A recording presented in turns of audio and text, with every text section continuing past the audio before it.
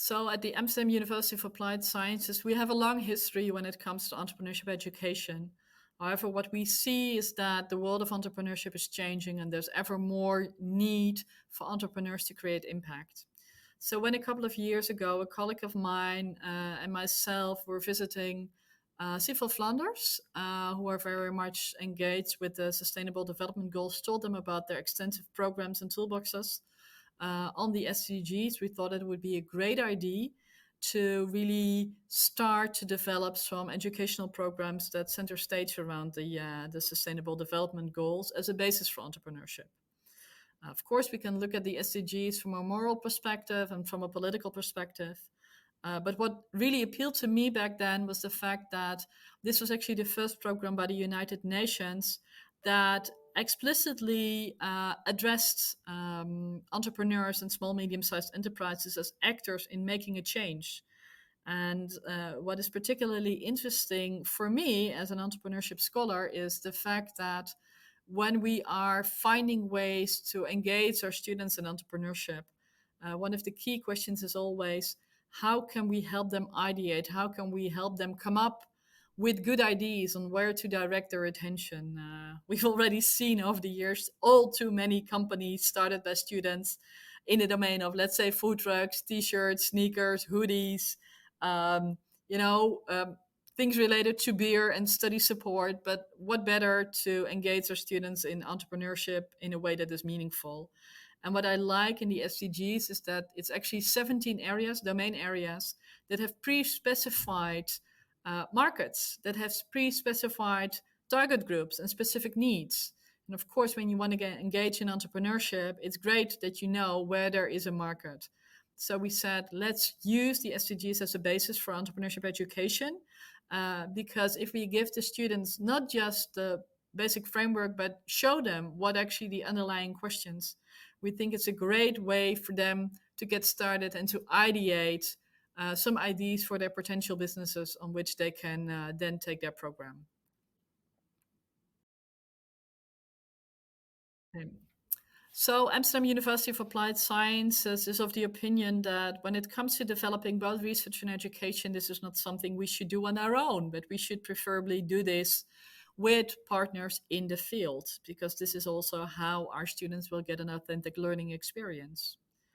And for us, when it comes to entrepreneurship education, we have a large number of organizations to choose from in that sense, because Amsterdam, or the metropolitan region of Amsterdam, has a very well developed entrepreneurial ecosystems, which includes both commercial players that are engaged in incubation and acceleration, but also financial support for startups and SMEs, as well as public and NGO organizations. For instance, in Amsterdam at the moment, we have incubators in the field of ranging from Rockstart to one of the municipality called Amsterdam Startup in Residence. But we also have Impact Hub. And Impact Hub is, of course, a global organization, but it was set up from Amsterdam many years ago. And they focus on incubating social enterprises.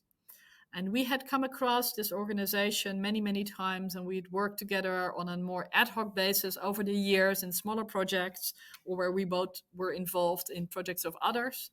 And around the same time that we started a new minor, Entrepreneurship for Society, we also initiated another European project called We Are In. That was led by one of our partners from Germany.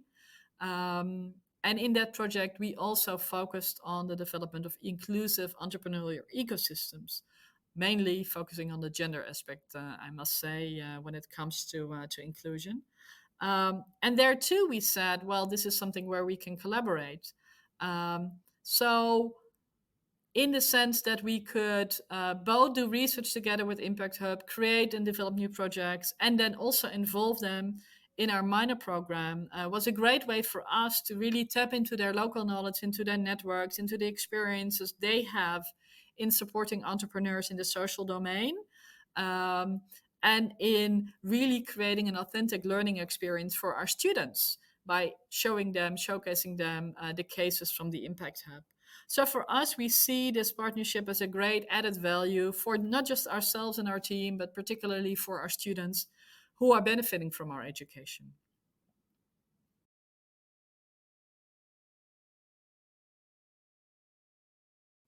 Entrepreneurship education has a long history in the Netherlands. I think some 15 years ago, our national government instigated a huge fund in which all of the institutes of higher education were, in a way, activated to implement entrepreneurship education.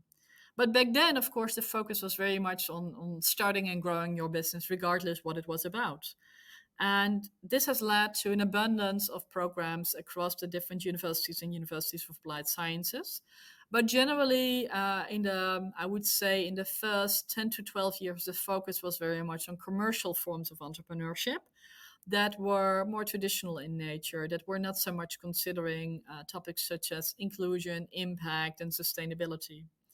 And in recent years, fortunately, this has changed. We see now that there's more awareness of the need to change the narrative when it comes to entrepreneurship education, that we need to include a broader set of students and engage more students in entrepreneurship education. In other words, we need to move away entrepreneurship education from the business schools and into the different faculties. And there's a couple of reasons for that. First of all, when you think about young students, let's say the 19, 20, 21st-year-olds, 21-year-olds, clearly they have limited work experience. So much of their knowledge, even if they've done one or two internships, is coming from the books. And when it comes to the business domain, most of our students have maybe done an internship in a company where they experience some issues, but they're not really very much aware yet of specific technologies and not very much aware of specific target groups and the needs of specific target groups. Where students, for instance, in the domain of healthcare, think of nursing or physiotherapy, when it comes to social work, when it comes to education, um, these are students that in their first internships already developed a keen insights into how their particular sectors are functioning, what the needs of their target groups, patients, other healthcare workers, um, citizens, students, what their needs are. So they're so much better equipped to understand the needs and thus again to engage in an ideation process and come up with the new ideas to change their own sectors. Same when it comes to students who can actually make something. Think of engineers. Think of students in information technology. Think of students even in domains such as design and fashion, where you learn how to make something. Young students, even at 21, they can usually already develop their own products and services. So it's such a shame if we wouldn't let them be introduced to entrepreneurship education, because these are the ones that might be made enthusiastic for the domain of entrepreneurship if they understand how they can deal with that. But for them, it's particularly important that we don't focus so much on the commercial side, because this is not why they decided to enroll in, let's say, a nursing program or in education. What they want is making an impact. And that is what we can do through entrepreneurship.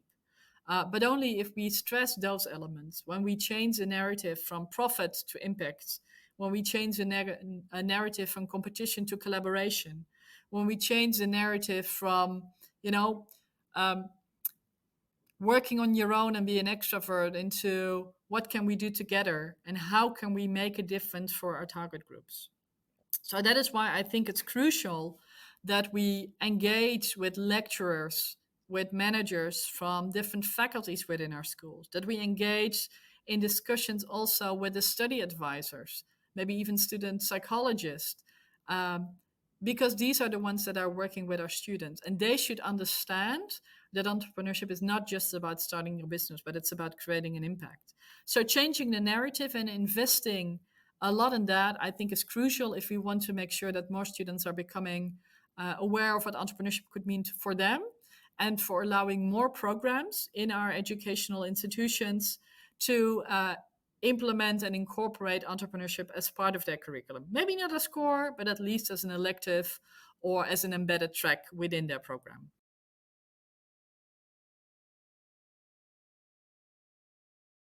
So sometimes when we talk about the SDGs to our students, we find that they think it's rather big and abstract and they not necessarily understand what it could mean for them. So that was why a couple of years ago, pre-pandemic, we started a lecture series together with Impact Hub and the Royal Institute of the Tropics, where we introduced individual SDGs to our students in a lecture series.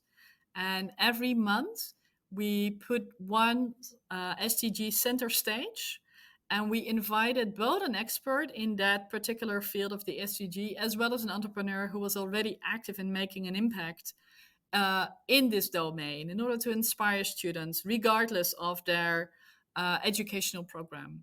So, for instance, in 1 month, we focused on the topic of life on land. And we introduced first a speaker who was talking about biodiversity and carbon problems and the need to really change the way we use our land, and really focusing more on the statistics, focusing on the change that was already happening, and focusing on the goals of this particular SDG. And then we invited also an entrepreneur, Land Life.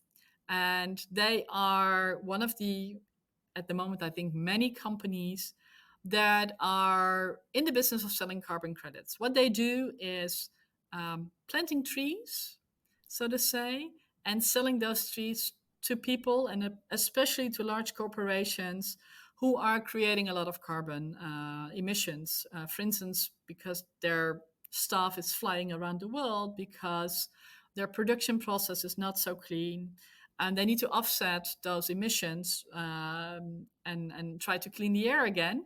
And they do so increasingly by buying the trees that are planted by others.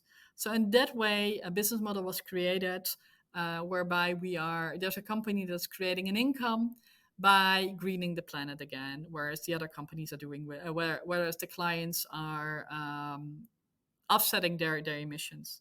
In another month, we organized a similar session where we focused on education. And we invited again an educational expert and an entrepreneur that is active in distance learning in India, actually, showing how students from a remote area who do have access to the internet could still have access to novel teaching methods and could learn, and in that respect, gain access to quality education that would otherwise not have been possible. And by focusing on a different topic each month, and particularly inviting a specific educational program from our university, but also opening it up to students from other programs and other faculties, we really created an interesting dynamic. And we really opened some of our students' eyes that even with their not necessarily economically or commercially oriented education, they would be the ones who would be very much adequate and in place and in position to come up with the ideas to help solve some of the world's major problems and contribute to the SDGs. And in fact, what was really nice that a number of the students who had been present in one or more of these lecture series, in the end decided to sign up also for our incubation program, 10K, where we help students come from an idea to becoming startup ready. So in that sense, by showing examples, I think we can raise the awareness and we can enthusiast our students to also engage in entrepreneurship in the SDGs.